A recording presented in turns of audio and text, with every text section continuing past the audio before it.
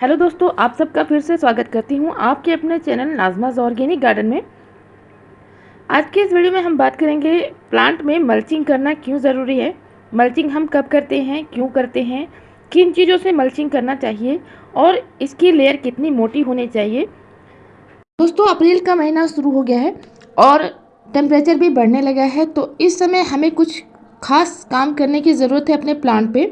जब सूरज की किरणें मिट्टी की टॉप लेयर पे पड़ती है, तब जो फीडर रूट्स होती हैं, यानी कि बाल जैसी छोटी छोटी जड़ें होती हैं, बारीक जड़ें होती हैं, मिट्टी को सूखने की वजह से वो भी सूखने लगते हैं। तो इन फीडर रूट्स को सूखने की वजह से प्लांट तो नहीं सूखते हैं, लेकिन प्लांट की ग्रोथ पे बहुत ही बुरा असर पड़ता है। इनमें जो पत्तियां होती हैं वो पीली होने लगती हैं, इनकी हरियाली कम होने लगती है, कलियां और फूल नहीं बनते हैं, फलों के साइज़ छोटे हो जाते हैं। तो इसलिए मल्चिंग करना बहुत ज़रूरी होता है हमें अपने प्लांट पे। अब बात करें कि किन प्लांट में हम मल्चिंग कर सकते हैं और किन प्लांट में मल्चिंग नहीं करनी चाहिए। तो जैसे कि जो धूप को बर्दाश्त करने वाले प्लांट होते हैं उनमें हमें मल्चिंग नहीं करनी चाहिए। जो प्लांट गर्मी को बर्दाश्त कर लेते हैं, जैसे कैक्टस हो, सक्लेंट वैरायटी के प्लांट होते हैं। दोस्तों, अब जब टेम्परेचर की बढ़ोतरी होती है तो उसको मेंटेन करने के लिए मल्चिंग करना ज़रूरी होता है।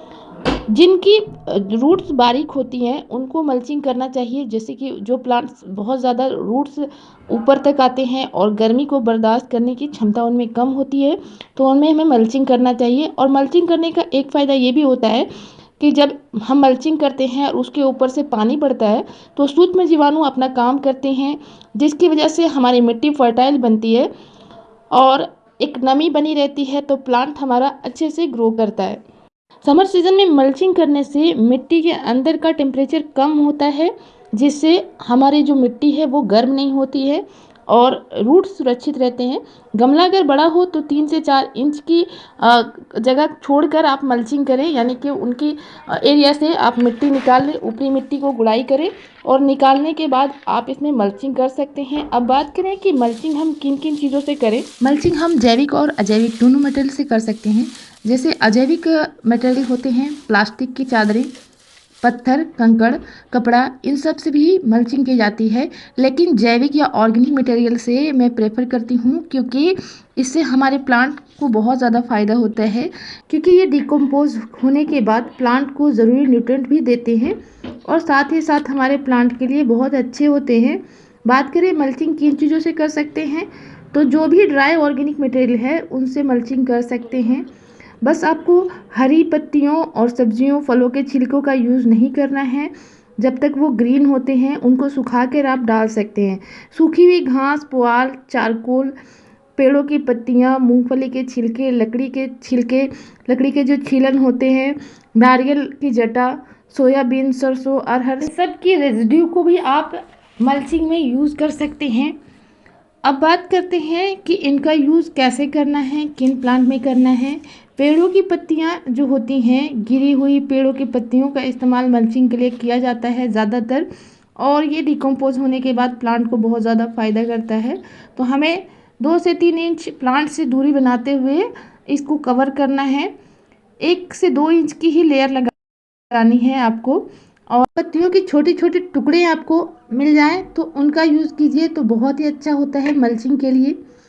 दूसरा, आप लकड़ी की छीलन को भी यूज़ कर सकते हैं। यहाँ आप देख सकते हैं मैं इस गुलाब वाले प्लांट में इस लकड़ी के छीलन को यूज़ कर रही हूँ। तो इस तरह से आप लकड़ी के छीलन की मल्चिंग कर सकते हैं। मल्चिंग के लिए बहुत अच्छी सामग्री है। पेड़ों की डालियों के आसपास अगर इसको मल्चिंग किया जाए तो बहुत ही अच्छा काम करता है। सूखी हुई कंपोस्ट को, जैसे फलों की सब्जियों के छिलके होते हैं, उनसे भी मल्चिंग कर सकते हैं। तो छोटे छोटे प्लांटर में आप इनको डाल सकते हैं जो पूरी तरह से सूख जाए। नारियल के रेशे से भी मल्चिंग की जाती है। चारकोल यानी कि लकड़ी के कोयले से भी मल्चिंग की जा सकती है। ये बहुत ही अच्छा मल्चर का काम करता है। लकड़ी के जो कोयले होते हैं उनको छोटे छोटे टुकड़ों में कर लें और इस तरह से अपने प्लांट के चारों ओर लगाएं। ये प्लांट में मल्चिंग के साथ साथ जड़ों को सड़ने से ही बचाता है। एंटीबायोटिक, एंटी फंगल प्रॉपर्टीज़ पाई जाती है और कीड़ों से भी बचाने में बहुत ज़्यादा फ़ायदेमंद होता है।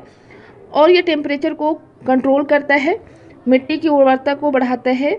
इनमें माइक्रोब्स बहुत ही आसानी से बनते हैं और ये बहुत ही अच्छा अनुकूल वातावरण देता है, प्लांट के लिए बहुत ही अच्छा होता है, पोषक तत्वों जड़ों तक पहुंचाने में हेल्प करता है। चारकोल के छोटे छोटे टुकड़े करने के बाद आप इस तरह से चारों ओर फैलाएं और मिट्टी में मिलाकर भी इसका यूज़ कर सकते हैं। बहुत ही ज़्यादा फ़ायदा होता है, लेकिन बहुत ज़्यादा चारकोल का यूज़ नहीं करना चाहिए। इनमें वाटर ऑब्जर्व करने की बहुत ज़्यादा क्षमता होती है, कभी कभी मिट्टी को ड्राई भी कर देता है जब पानी की कमी होती है। और इस तरह से जब हम इनमें वाटरिंग करते हैं तो ये वाटर को ऑब्जर्व करता है, इसलिए ये मिट्टी को कभी कभी ड्राई बनाता है जब हम इनमें वाटरिंग नहीं कर पाते हैं। और दूसरा कि ये बहुत ही ज़्यादा मिट्टी को अल्कलाइन बनाता है, तो कम ही मात्रा में इसका यूज़ करना चाहिए। अगला, कॉर्न की रेजिड्यू जो बचती है उनसे भी आप मल्चिंग कर सकते हैं। बहुत ही अच्छा प्लांट के लिए होता है, बिल्कुल ऑर्गेनिक होता है। साथ ही साथ धान की भूसी से भी मल्चिंग की जा सकती है। और यहाँ पर आप देख सकते हैं मैंने इस तरह से धान की भूसी को इसमें लगा दिया।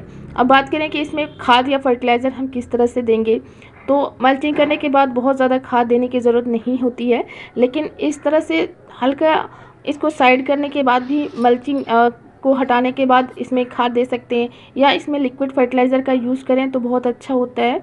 इसमें आप लिक्विड फर्टिलाइज़र का ही यूज़ करें, गर्मियों के लिए बहुत ही अच्छा होता है। मल्चिंग करने से एक फ़ायदा ये भी होता है कि खरपतवार या वीड्स इसमें नहीं निकलते हैं, इनसे हमारे प्लांट सुरक्षित रहते हैं।